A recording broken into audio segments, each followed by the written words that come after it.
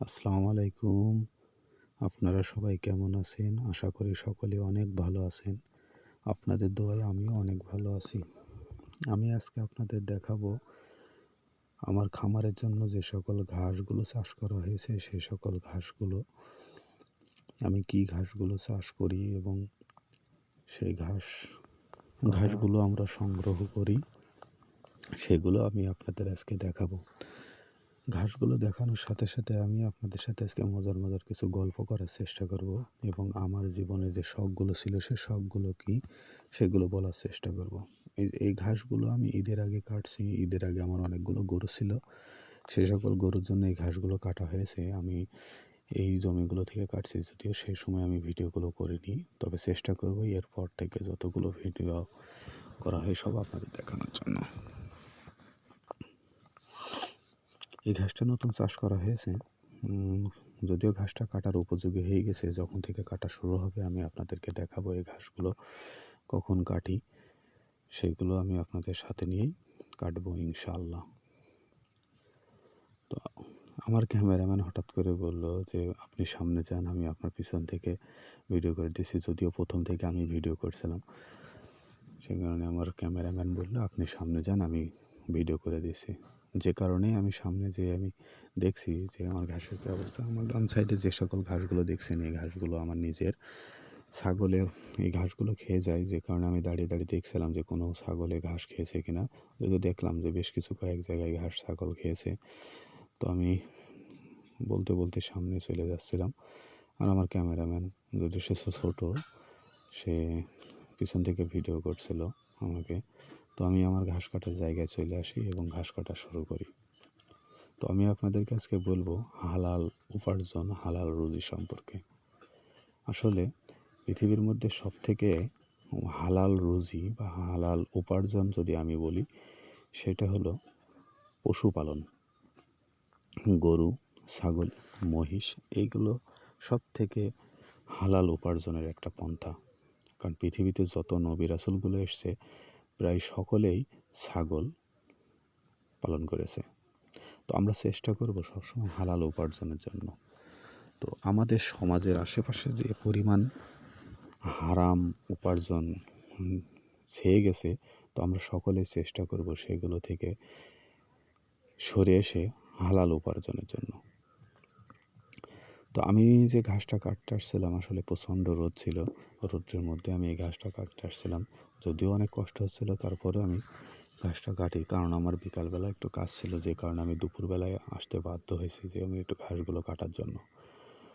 ঘাসগুলো কাটছিলাম, আমি ঘামে আমার সমস্ত শরীর ভিজে গেছে। আপনারা দেখতেই পাচ্ছেন যে কী অবস্থা।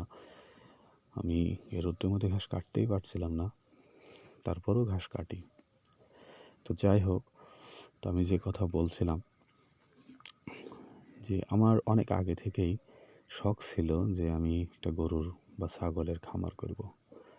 যদিও সেই সময় আমার হাতে কোনো টাকা পয়সা ছিল না, তারপর যখন হালকা কিছু টাকা পয়সা হয় তারপর থেকেই আমি শুরু করি আমার শখগুলো পূরণ করার। যে শখের মধ্যে একটা হলো আমার গরু পালন করা। আমার এখনও অনেক বড় শখ যে আমি একটা গরুর খামার করব, চেষ্টা করব ইনশাআল্লাহ।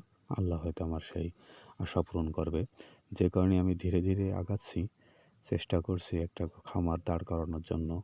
যদিও আমার খামারে এখন খুব বেশি গরু নেই, তো চেষ্টা করব ভবিষ্যতে অনেক খামারে অনেক গরু নিয়ে আসার জন্য। তো আমি যখনই গরু কিনি বা যখনই আমার গরু যে অবস্থা হয় না হয়, আমি আপনাদেরকে দেখানোর চেষ্টা করব।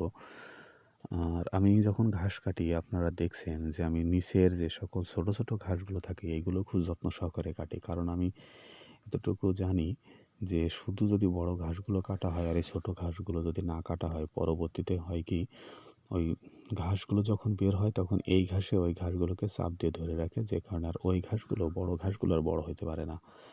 যে কারণে আমি নিচের এই ছোটো ঘাসগুলোকে খুব যত্ন সহকারে কাটি।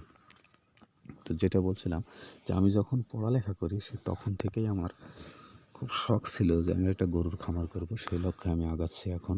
যদিও আমার অনেকেই এটা পছন্দ করে না যে পড়ালেখা করে শিক্ষিত হয়ে চাকরি না করে কিসের জন্য গরুর খামার বা ছাগল খামার নিয়ে এত উৎসাহ।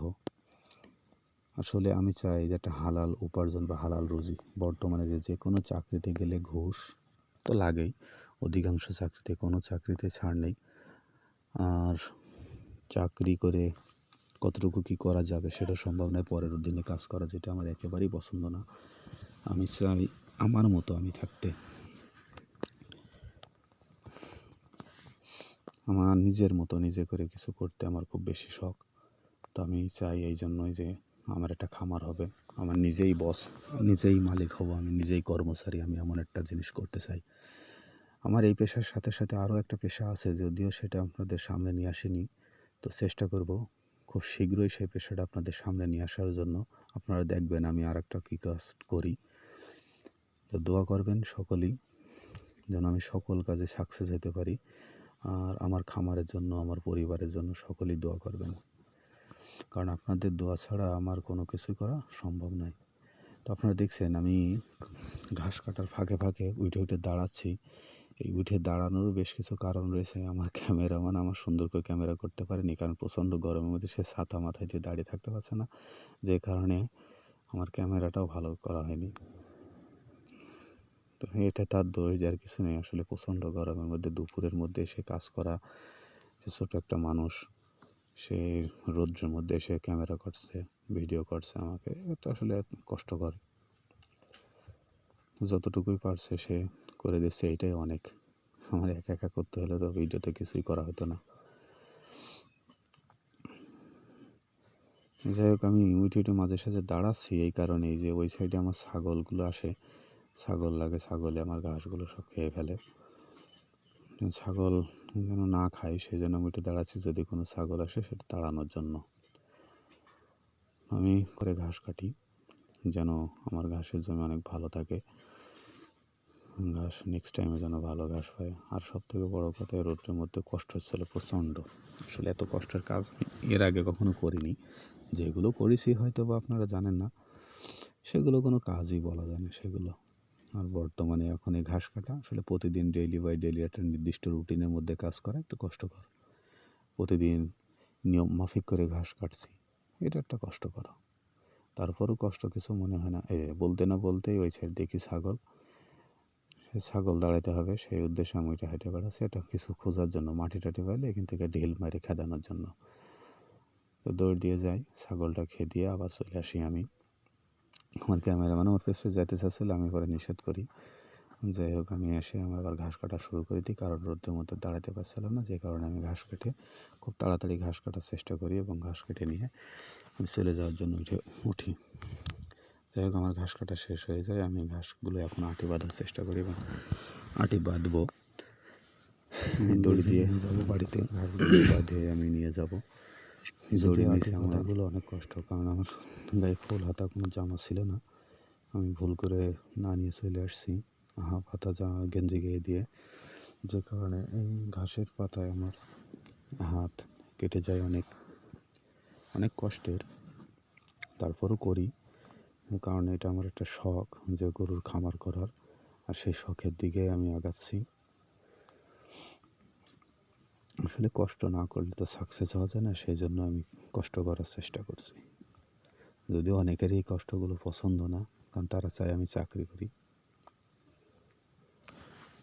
তো দেখি ইনশাল্লাহ আমি কষ্টের মধ্যে দেখি পাই, যদি ভালো কিছু পাই তাহলে তো খুবই ভালো, আর না পাইলে তো সব শেষ।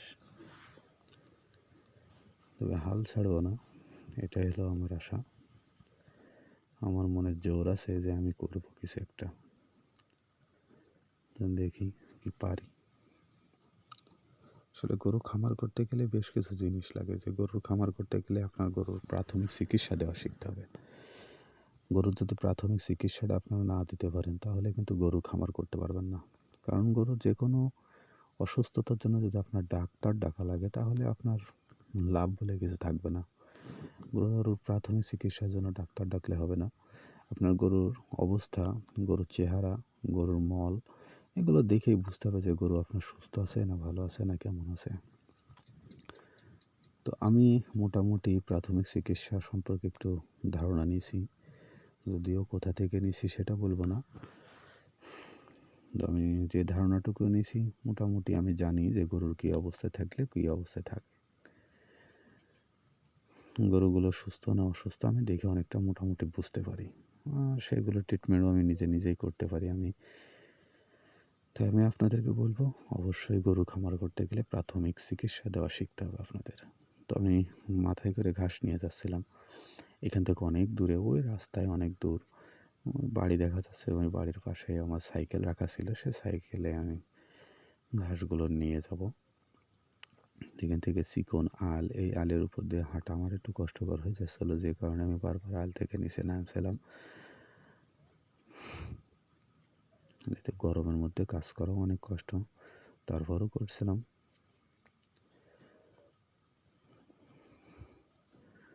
তো আমরা রাস্তায় পৌঁছে যাই। রাস্তার কাছে চলে আসি, আমি সাইকেলে ঘাসগুলো বাঁধি। বাঁধার জন্য মুঠি দেখেন, এই হলো আমার সাইকেল। যদি এর আগে আমার একটা স্কুটি ছিল, ইলেকট্রিক স্কুটি, সেই স্কুটিতে ঘাস নিয়ে যাওয়া খুব সহজ ছিল। কিন্তু সমস্যায় ইলেকট্রিক স্কুটির ব্যাটারি সমস্যা হয়ে গিয়েছিল, যে কারণে আমি সেটা বেচে দিতে বাধ্য হই। সেটা ব্যাটারি পাল্টাতে গেলে অনেক টাকা খরচ, তাই সেটা ব্যাটারিটা না পাল্টে গাড়িটাই বিক্রি করে দিই। এখন আমি সাইকেলে করে ঘাস টানি। সাইকেলে করে ঘাস টানা মজা, কিন্তু সমস্যা নিজে চালিয়ে যাওয়া লাগে, এই তাছাড়া আর কোনো সমস্যা নেই। ঘাসগুলো বাঁধছি, প্রচণ্ড গরম। আসলে গরমের কথা বারবার বললে আপনাদেরকে কতটুকু বোঝাতে পারবো বুঝতে পারছি না, কিন্তু এতটাই গরম যে আমার সমস্ত গেঞ্জি এবং লুঙ্গি ভিজে মনে হচ্ছে আমি গোসল করে আসছিলাম। আমি ঘাসগুলো বাদে হাঁটা শুরু করি। যদিও আমি হাঁটি না, সাইকেল চালিয়েই নিয়ে যাই। তো আমার ক্যামেরাম্যানের কারণেই আজকে আমার হাঁটতে হাঁটতে যাওয়া লাগে, কারণ ক্যামেরাম্যান তো হাঁটে হাঁটে যাচ্ছিল আমার সাথে, যে কারণে আমি হাঁটতে হাঁটতেই যাই। আর বারবারই আমি রাস্তা থেকে দেখছিলাম যে আমার ছাগল লেগেছে কিনা ঘাসে, কারণ ঘাসে ছাগল লাগলে ঘাসের প্রচণ্ডই ক্ষতি করে। তাই বারবারই আমি দাঁড়িয়ে দাঁড়িয়ে দেখছিলাম। তো যাই হোক, আমি বাড়ি পৌঁছে যাই। রাস্তার অনেক ভিডিওই আপনাদের দিইনি, অনেক দূরের রাস্তা, হাঁটতে হাঁটতে আসলাম। এসে আমরা বাড়িতে পৌঁছে যাই। বাড়ি থেকে এখন ঘাসগুলো নামাবো বা ঘাসগুলো কেটে আমরা গরুকে খাইতে দেবো, সেটা আপনাদের দেখাবো আমরা। তো আমরা ঘাস কাটার নির্দিষ্ট যে জায়গা, সেই জায়গায় নিয়ে যাওয়ার চেষ্টা করছি আপনাদেরকে। তো ঘাস কাটা দেখানো হবে না, কারণ আমি যে জায়গায় ঘাস কাটি সেটা একটা গোডাউন, বিভিন্ন মালপত্র রাখার জায়গা, যেখানে অন্ধকার একটু মোটামুটি ভিডিও ভালো হবে না, যে কারণে আমরা ভিডিও করিনি। এটা আমাদের গোডাউন, এই গোডাউনের ভিতরে আমরা ঘাস কাটি। ঘাস কেটে মোটামুটি আমরা গরুকে খাইতে দিই। আর ঘাস নামাইতে যেয়ে আমার কানের মধ্যে কী যেন যায়, সেটা আমরা পরিষ্কার করার চেষ্টা করি। যাই হোক, আমরা ঘাস কেটে গরুকে খাইতে দিই। আমার দেওয়ালের সাইডে যে সাদা কালো গরুটা আছে ফ্রিজিয়ান, ওই গরুটার সপ্তাহখানিক হলো আমরা বীজ দিয়েছি। তো আপনারা সকলে দোয়া করবেন যেন কনসেপ্ট করে গরুটা, কারণ প্রথম আমি কোনো গরুর, আমি এর আগে যে গরু প্রকারগুলো পালছি সে সকল গরুগুলো আমরা মোটা তাজাকরণ করেছি। এখন আমি চাচ্ছি যে আমি সকল গরুগুলো থেকে বাচ্চা উৎপাদন করব। গরু মোটা তাজাকরণ করতে গেলে খাবার ব্যয়বহুল একটা ব্যাপার, এখন যে খাবারের দাম, যে কারণে আমি এখন মোটা তাজাকরণ বাদ দিয়ে আমি এখন বাচ্চা উৎপাদনের দিকে যাচ্ছি।